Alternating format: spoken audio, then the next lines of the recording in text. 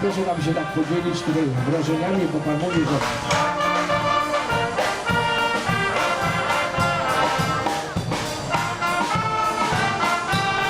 Estamos na Praça de Wolnica, no distrito de Kazimierz, no bairro judeu da Cracóvia, onde se realiza uma das principais festas da cidade, ou seja, a Festa do Mel.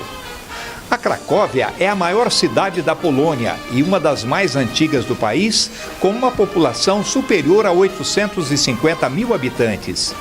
Está localizada ao sul da Polônia, às margens do rio Vístula, que passa a 2 quadras atrás dessa praça.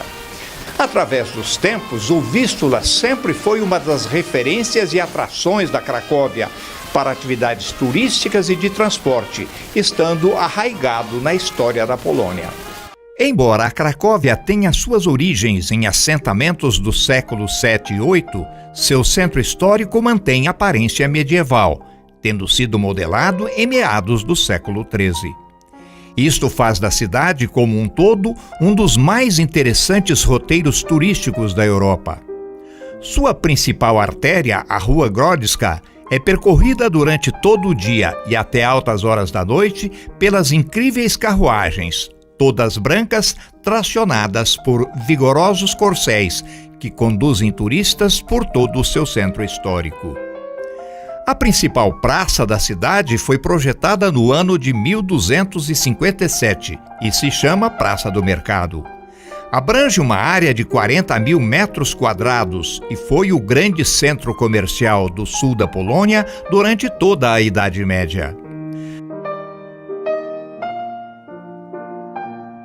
Na Praça do Mercado está localizada a mais bela igreja de toda a Europa Central, a Basílica de Santa Maria, construída em tijolos vermelhos. Suas 2 torres góticas com 80 metros de altura serviram de modelo para a construção de várias igrejas na Europa, Canadá e Estados Unidos. Seu interior se destaca pela riqueza de seus revestimentos, seus altares e capelas laterais.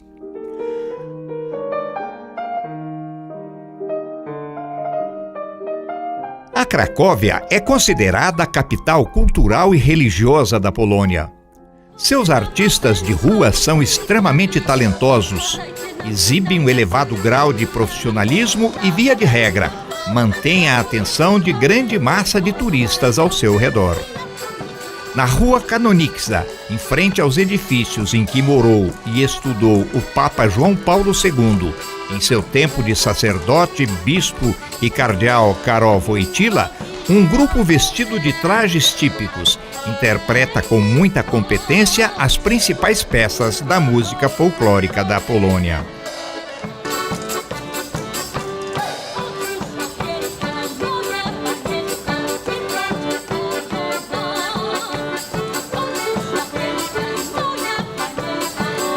Na Rua São Floriano, o malabarismo é executado por este senhor com grande habilidade no domínio da bola.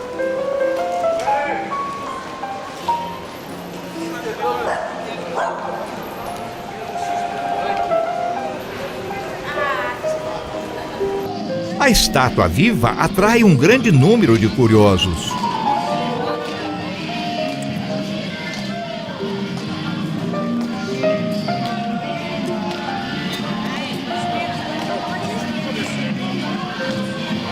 A violinista da Rua Grodzka também dá o seu recado musical.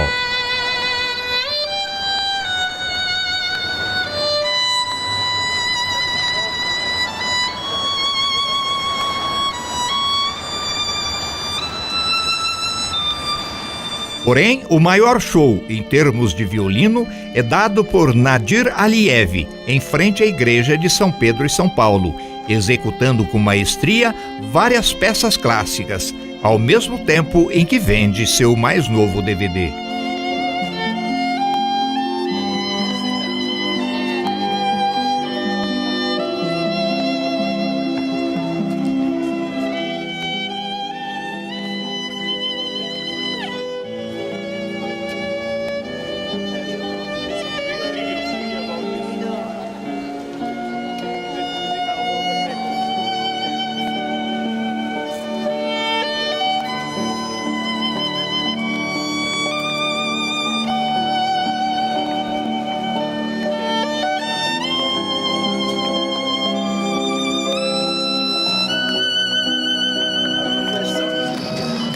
Na Praça do Mercado, um grupo de jovens dança com muita graça em seu contorcionismo.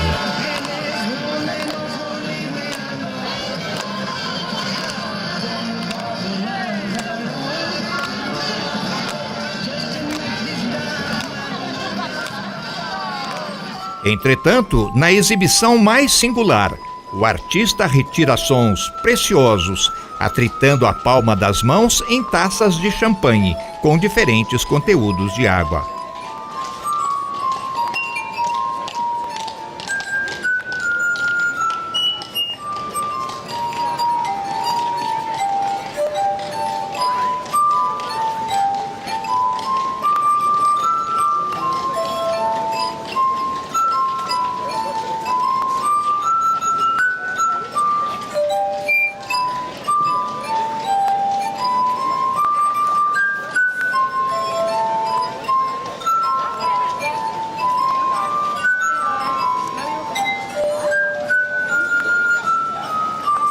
Um hábito muito comum na Cracóvia é praticado pelos jovens no dia de seu casamento. Saem pelos pontos mais belos da cidade, acompanhados por alguns amigos e uma equipe de fotógrafos.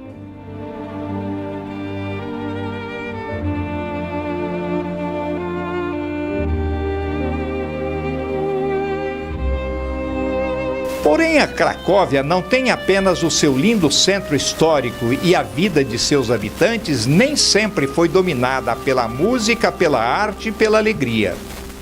Nos idos de 1939 a 1945, foi uma das principais cidades europeias a ser afetadas pelos horrores do nazismo. Foi aqui que Adolf Hitler estabeleceu a sede do comando nazista e, portanto, sua capital durante seu domínio na maior parte da Europa. A Polônia era, a este tempo, o país com a maior concentração de judeus. No ano de 1335, o rei Casimiro III da Polônia fundou uma nova cidade no interior de uma ilha do rio Vístula, ao lado da Cracóvia, e a denominou Kazimierz, palavra da língua polonesa que significa Casimiria, e convidou judeus de toda a Europa para aqui se estabelecerem. A nova cidade foi se desenvolvendo ao longo dos séculos, graças a um comércio forte, dominado na sua essência por recursos dos judeus. Em Kazimierz, entretanto, cristãos e judeus sempre coexistiram pacificamente, o que atraía mais cidadãos da comunidade judaica de toda a Cracóvia e de outras cidades da Polônia. No século XIX, Kazimierz perdeu o status de cidade, sendo levada à condição de distrito da Cracóvia. Por essas alturas, o número de judeus chegava a 65 ou 80 mil judeus, suplantando em muito os cristãos de Kazimierz, que passou a ser chamado de o bairro judeu da Cracóvia. E Kazimierz, a despeito do domínio nazista entre 1939 a 1945, mudou muito pouco, a não ser pela drástica redução da população judaica, dizimada em campos de extermínio como Auschwitz e Treblinka pelos nazistas.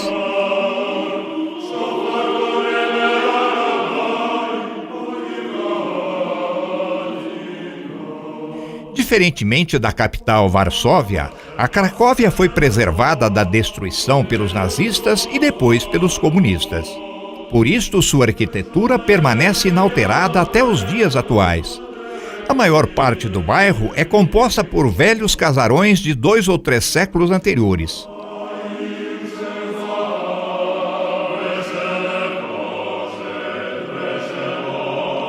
As forças alemãs entraram na Cracóvia em 6 de setembro de 1939.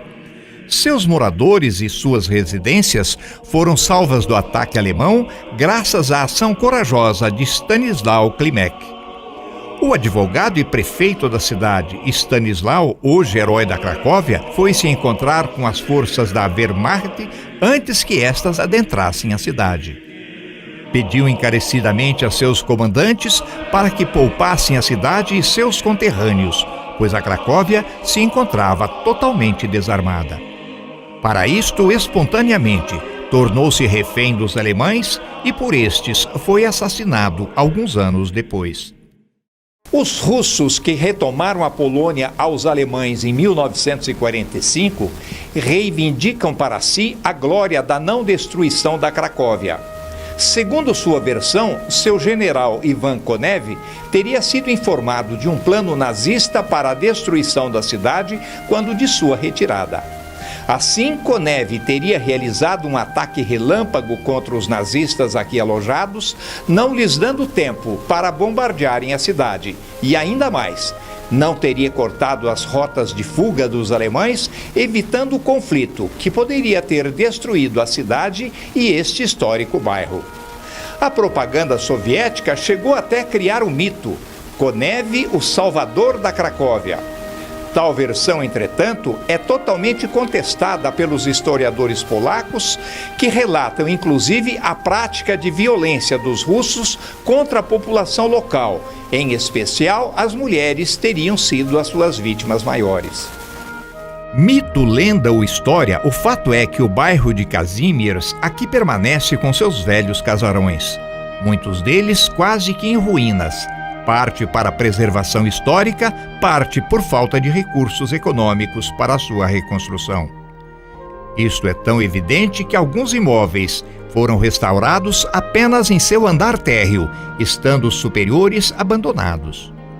Grande maioria destes edifícios foi adquirida por particulares, e boa parte deles voltaram para a posse dos descendentes dos judeus, inicialmente isolados no gueto da Cracóvia e, posteriormente, mortos nos campos de concentração e extermínio nazistas, tão próximos da cidade. A Rua Josefa, onde nos hospedamos no modesto Hotel Astoria, continua sendo uma das principais ruas do bairro judeu e mantém-se inalterada em seu traçado e na arquitetura de seus edifícios. Atrás, no lado norte da rua, permanece em pleno funcionamento também e com muito vigor o primeiro mercado judeu do bairro de Kazimierz. Este é localizado na Plac 9 ou Nova Praça. Tal mercado vem funcionando desde o século XVII e continua sendo conhecido em toda a Cracóvia como o Mercado Judeu.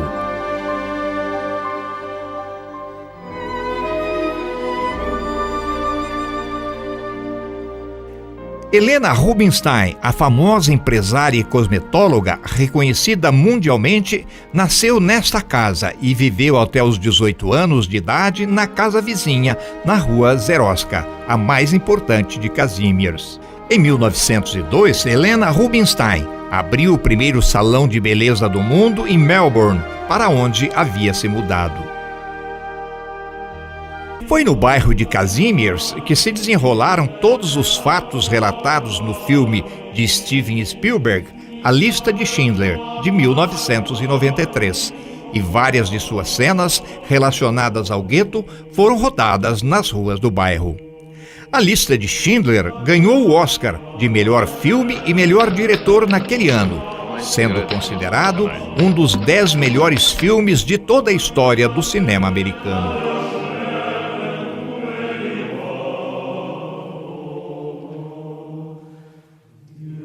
Além da drástica redução da população judaica do bairro de Kazimierz, enviada para campos de extermínio, o período de ocupação nazista se caracterizou pela destruição de seus símbolos maiores, as sinagogas. Das mais de 90 sinagogas da cidade do fim dos anos de 1930, hoje restam apenas meia dúzia. Todas as outras foram destruídas pelos nazistas durante a ocupação alemã, e seus objetos sagrados, como menorás e torás, foram confiscados, e muitos deles perdidos para sempre. A chamada Velha Sinagoga é a mais importante por ser a mais antiga, histórica e tradicional. Foi construída entre 1407 e 1492, porém sua aparência hoje é de 1570, quando foi reconstruída. Durante a ocupação alemã, foi devastada e saqueada em suas obras de arte e relíquias de muito valor para os judeus. Atualmente, a Velha Sinagoga não oferece mais ofícios religiosos, sendo transformada em museu. Nela foi instalada uma divisão do Museu Histórico da Cracóvia, com particular destaque para a história dos judeus da cidade. E aqui vamos adentrando a outra antiga e importante sinagoga de Kazimierz, a Sinagoga do Cálice, e por ainda oferecer cultos religiosos, o uso do quipá é obrigatório. Esta foi fundada em 1643, com recursos da população, principalmente da Associação de Ourives da cidade, passando por várias ampliações no século XIX. Seu interior é ricamente colorido, com pinturas da década de 1920 das paredes e no teto, representando lugares santos, como Hebrom, Tiberíades e Jerusalém.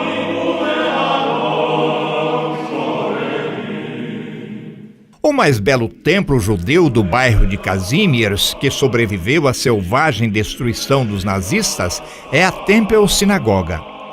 Foi erguida em estilo mourisco na rua Miodova entre 1860 e 1862. Atualmente não é apenas um grande local de culto, mas também um centro de expansão da cultura judaica, que abriga inúmeros concertos e reuniões. O interior tem um fino acabamento com padrões densos pintados em várias cores e grande quantidade de folhas de ouro revestindo o balcão das mulheres. Nas sinagogas, os homens permanecem no salão principal, que é térreo, enquanto as mulheres ocupam os balcões laterais do piso superior. À sua frente fica o Aron Kodesh, em cor negra, um receptáculo ou armário destinado a guardar o Sifrei Torá.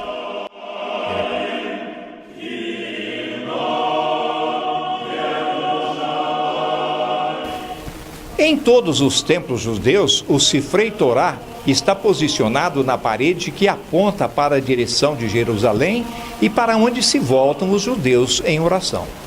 O livro da Torá, ou rolos da Torá, é o nome dado aos rolos de papel copiados à mão e cuja composição obedece a uma série de obrigações para os fiéis, sendo considerado a obra mais sagrada do judaísmo. Durante a ocupação nazista, essa sinagoga foi utilizada como área de armazenamento de munição. O grande influxo de contribuições financeiras de doadores privados de todo o mundo permitiram à sinagoga se submeter a uma grande renovação a partir de 1995. Outra lembrança viva dos judeus neste bairro da Cracóvia é o novo cemitério judeu localizado no final da rua Miodova. Foi fundado em 1801 e cobre uma área de 4,5 hectares. A partir de 1932, não havia mais espaço para novas sepulturas, e o cemitério foi expandido para outra região, do outro lado do rio Vístula, e aí foram sepultadas vítimas do gueto e do campo de concentração de Plaszow. Algumas pessoas falecidas depois deste período e cujos familiares haviam comprado espaços neste local, continuam sendo aqui sepultadas.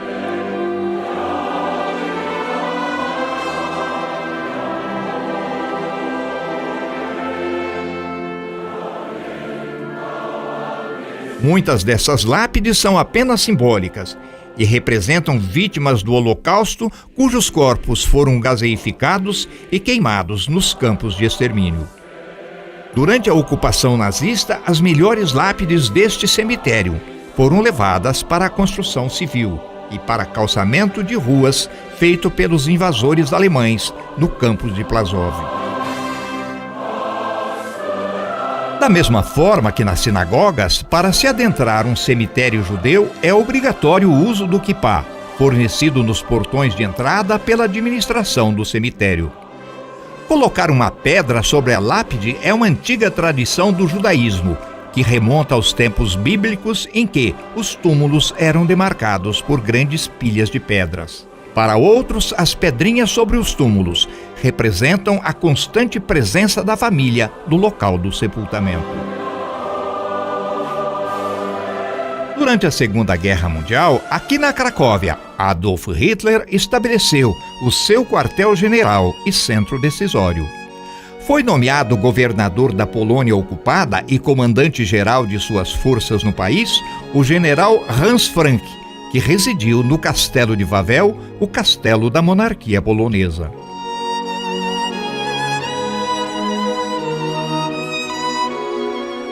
A maior parte da população judaica da cidade foi expulsa para campos de trabalho forçado, localizados em regiões rurais, sob pretexto de que a Cracóvia deveria ser uma cidade limpa. Isto não sem antes ser despojada de todo o seu dinheiro, joias e objetos de maior valor. Outra parte desta população, aproximadamente 15 mil famílias, foi concentrada em um gueto, o gueto da Cracóvia, à semelhança do que ocorrera em Varsóvia e nas repúblicas bálticas.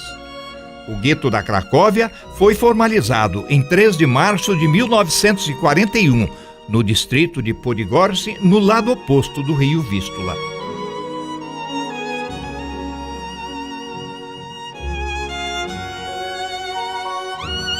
A ponte focalizada nestas imagens se chama Polstakov e por semanas se transformou em um corredor percorrido por famílias inteiras de judeus que a atravessaram, carregando seus poucos pertences, a pé ou em pequenas carroças e carriolas, a maioria deles para nunca mais voltar.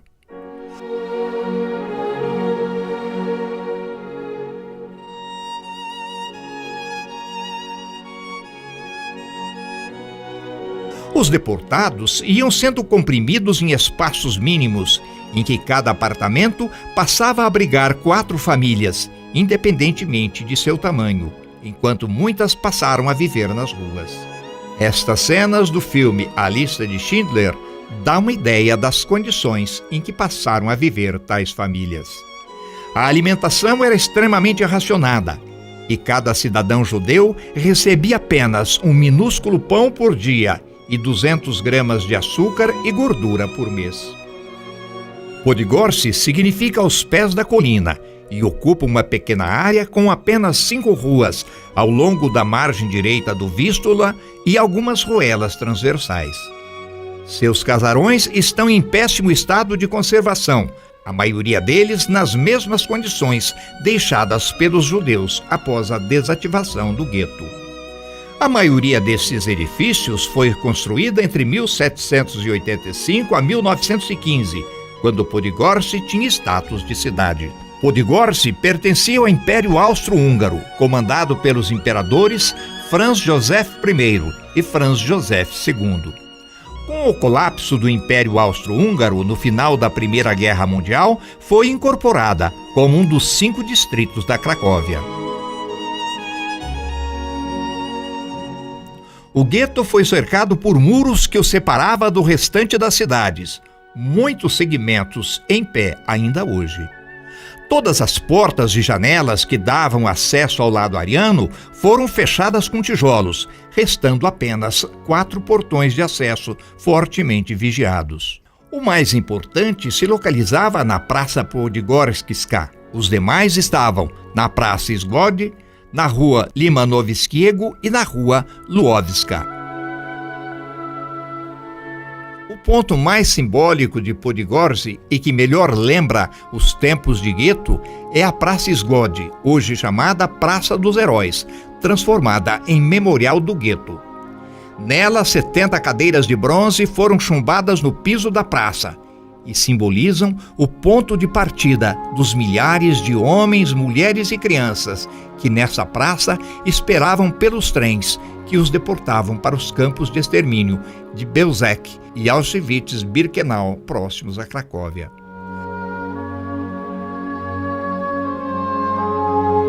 As cadeiras vazias simbolizam também o vazio ou a ausência dos deportados e mortos.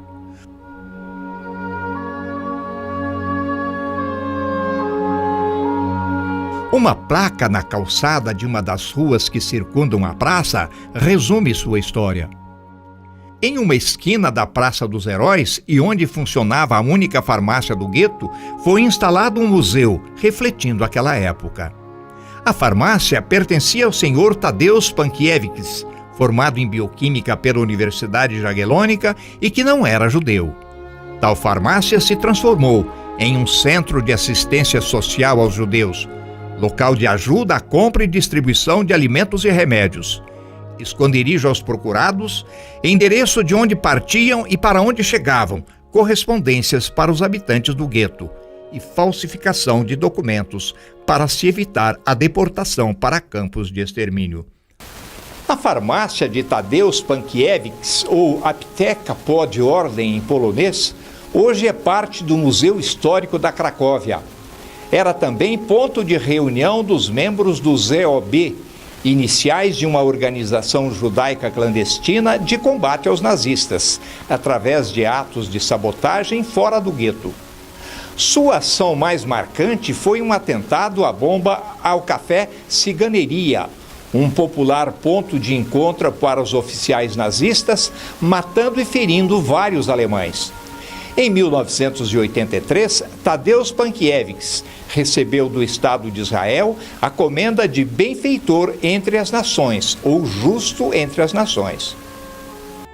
O mais belo dos pontos que pertenciam ao gueto da Cracóvia hoje é a Praça Podgórski, onde se levanta a riquíssima igreja gótica de São José, construída entre 1905 e 1909, em homenagem ao imperador Francisco José II, último rei do Império Austro-Húngaro, a quem pertencia a Polônia. Todo o seu interior é belíssimo, tanto em seu altar principal como nas 5 capelas laterais.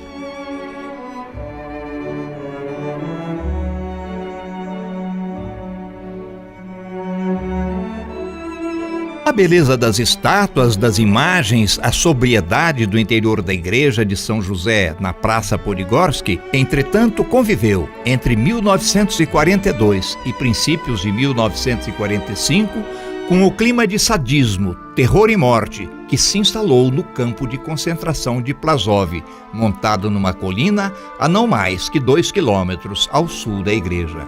A área do campo de Plaszow tinha no princípio 80 hectares e foi escolhida por sua proximidade com uma estação ferroviária por onde podiam chegar mais judeus de outras regiões da Polônia e de onde podiam ser deportados para campos maiores de extermínio.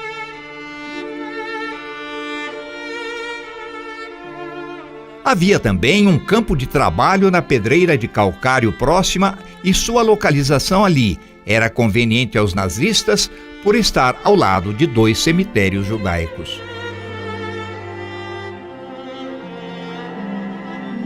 Os eventos aqui ocorridos representam uma das histórias mais conhecidas do Holocausto judeu, trazidos à consciência e ao conhecimento popular pelo filme de Steven Spielberg, A Lista de Schindler.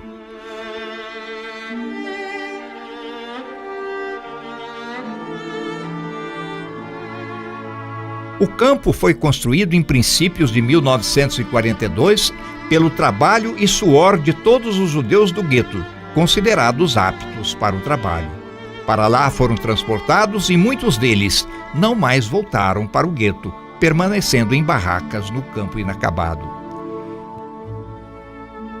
De início era um campo de trabalho forçado para a extração de pedras calcárias, porém, logo se transformou em campo de extermínio.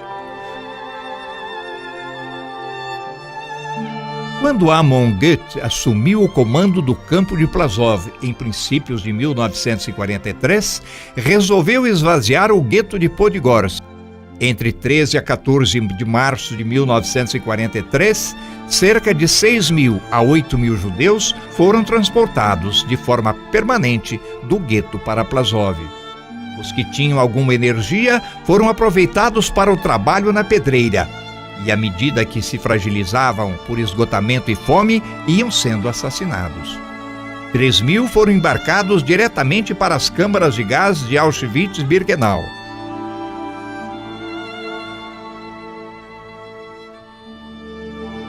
E entre 1.000 e 2.000 outros foram baleados nas ruas do gueto e seus corpos, mais tarde, transportados para Płaszów e enterrados em valas comuns. E foi aí que surgiu a figura de Oskar Schindler, empresário no ramo de metalurgia que via no trabalho escravo dos judeus uma maneira de fazer grande fortuna. Membro e pessoa influente dentro do partido nazista, alugou uma antiga metalúrgica na rua Lipova, próxima ao campo, com o objetivo de transformá-la numa indústria de utensílios domésticos esmaltados, muito utilizados pelas Forças Armadas do Reich. Oferecendo grandes festas e distribuindo generosas propinas a Amon Goeth, comandante do campo de Płaszów, conseguiu levar para sua fábrica por volta de 1.200 judeus para movimentarem seu lucrativo negócio.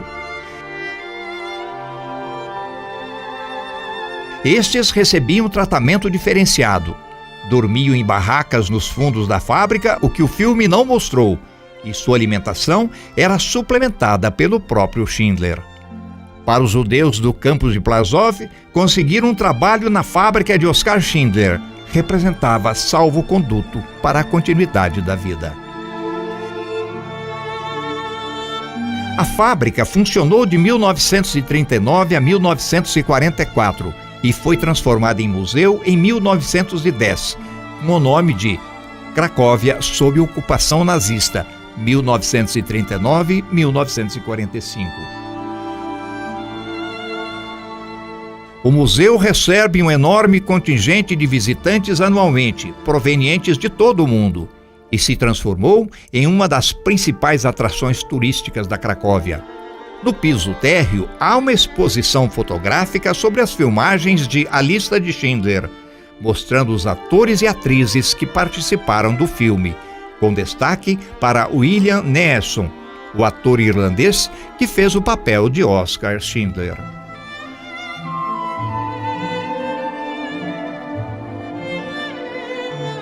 Subindo a escadaria, o visitante encontra uma imensa exposição fotográfica mostrando cenas da vida cotidiana dos judeus anterior à invasão.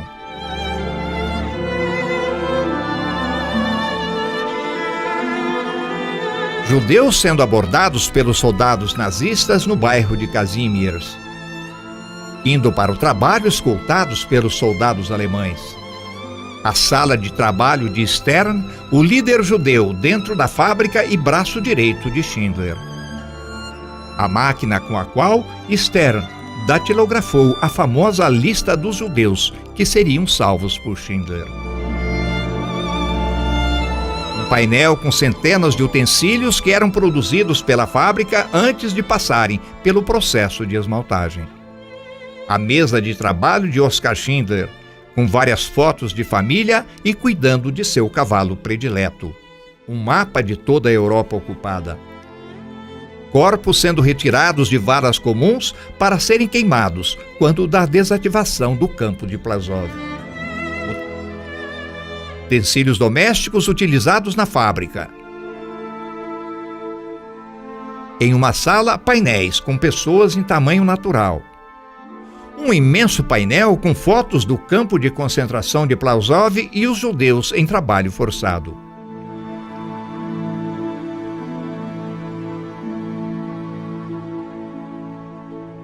Armas utilizadas por soldados nazistas com as quais executavam suas vítimas. Uma ampla exposição de passaportes e outros documentos pertencentes a judeus do bairro de Kazimierz. Muitos cartazes da propaganda nazista afixados pela cidade nos anos da ocupação.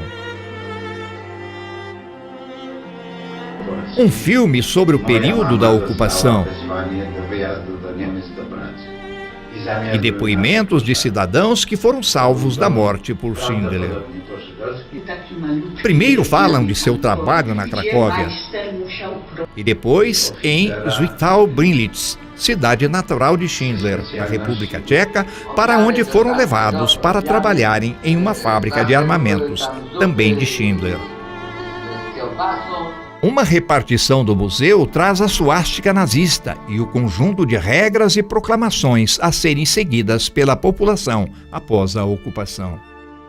Esta estante exibe capas de livros publicados pelos nazistas sobre a ocupação da Polônia, como parte de sua propaganda. O maquinário utilizados pelos funcionários de Schindler para cortar folhas metálicas e moldar os utensílios.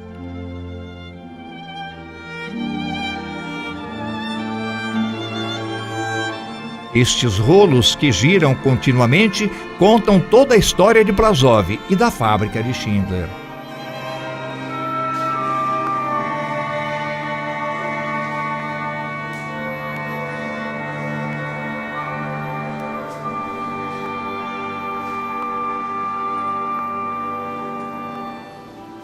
Um amplo espaço ou galpão onde os funcionários de Schindler tomavam suas refeições.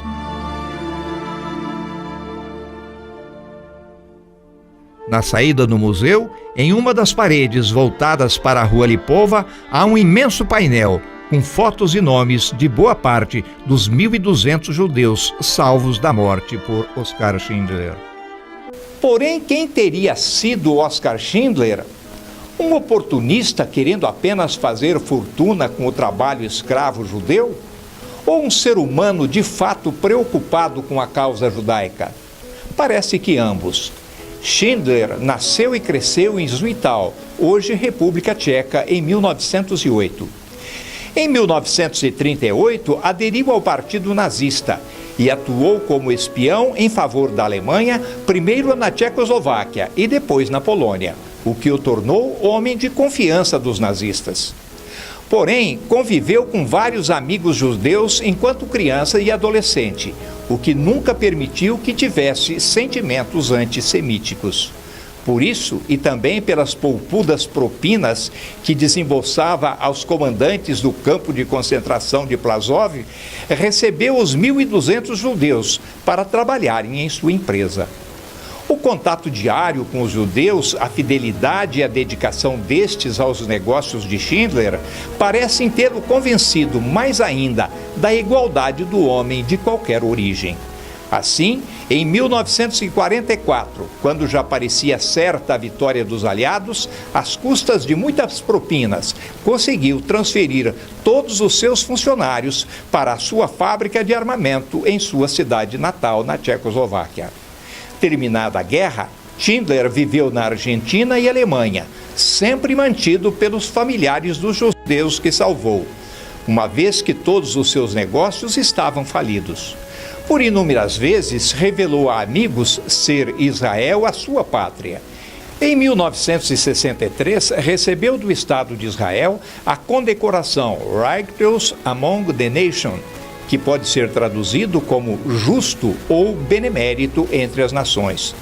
Morreu na Alemanha em 9 de outubro de 1974 e está sepultado no Monte Sião, em Israel. E em sua lápide foi escrito em hebraico a sua condecoração máxima: justo entre as nações. E o que teria restado do campo de concentração de Plaszow, aqui tão próximo à fábrica de Oskar Schindler? Quase nada a não ser escombros e ruínas.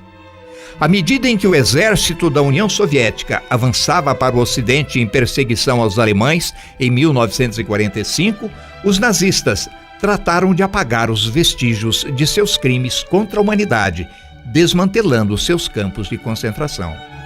A maior parte de Auschwitz e Birkenau, por serem muito grandes e mais próximos da origem dos ataques russos, permaneceu em pé, tendo sido destruídos alguns barracões e as câmaras de gás.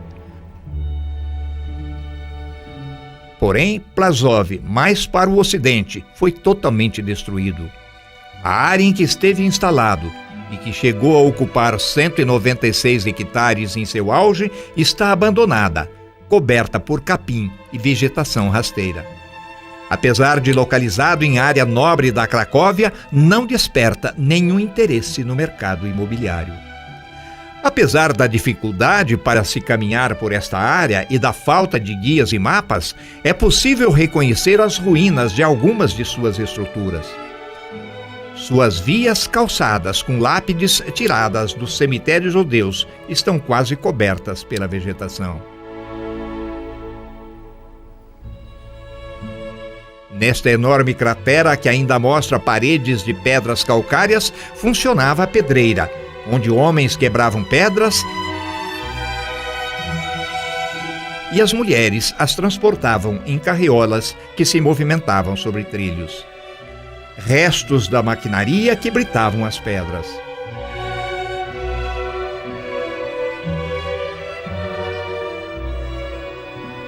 De ambos os cemitérios que ladeavam o campo, sobraram algumas lápides e marcas de túmulos. Calcula-se que entre 8.000 a 10.000 corpos ainda estejam sob o solo desta área.